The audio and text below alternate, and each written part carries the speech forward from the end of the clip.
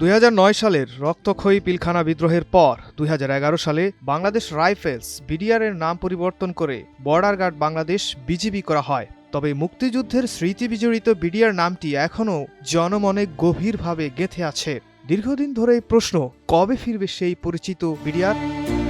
এই প্রেক্ষাপটে বিএনপি ইঙ্গিত দিয়েছে, ক্ষমতায় এলে বিডিআর নাম ও তাদের সাবেক ইউনিফর্ম ফিরিয়ে আনা হবে। দলটির চেয়ারম্যান তারেক রহমান জানিয়েছেন, জনগণের রায়ে বিএনপি সরকার গঠন করলে মুক্তিযুদ্ধের স্মৃতি বিজড়িত বিডিআর বাংলাদেশ রাইফেলস নাম পুনর্বহাল করা হবে। শনিবার রাজধানীর একটি হোটেলে সশস্ত্র বাহিনীর সাবেক সদস্য ও তাদের পরিবার নিয়ে আয়োজিত স্বাধীনতা ও সার্বভৌমত্বের সুদৃঢ় আস্থা শীর্ষক অনুষ্ঠানে তিনি একথা বলেন।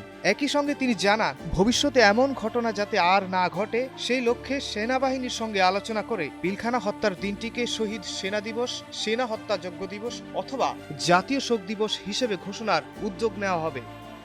তারেক রহমান বলেন, বিগত ১.৫ দশক দেশের স্বাধীনতা ও সার্বভৌমত্ব রক্ষায় সেনাবাহিনীর ভূমিকা এবং গৌরব সম্পর্কে সেনা কর্মকর্তা এবং সদস্যরা নিজেরা নিজেদের বিবেককে জিজ্ঞেস করলেই অনেক উত্তর পাওয়া যাবে।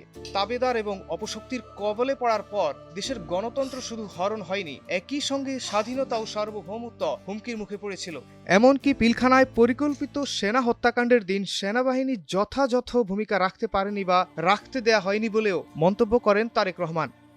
বিএনপি চেয়ারম্যান বলেন, সেনাবাহিনী তার কাছে একটি বৃহত্তর পরিবারের মতো এবং দেশের সার্বভৌমত্ব রক্ষায় একটি শক্তিশালী এবং মর্যাদাশীল বাহিনী। বিএনপি ক্ষমতায় এলে সেনাবাহিনীকে কোনো রাজনৈতিক স্বার্থে ব্যবহার করতে দেওয়া হবে না। সেনাবাহিনীর সম্মান ও মর্যাদা রক্ষায় বিএনপি অতীতের মতো ভবিষ্যতেও অঙ্গীকারবদ্ধ থাকবে বলে স্পষ্ট জানান তারেক রহমান। Jamal Ruhani, Times today.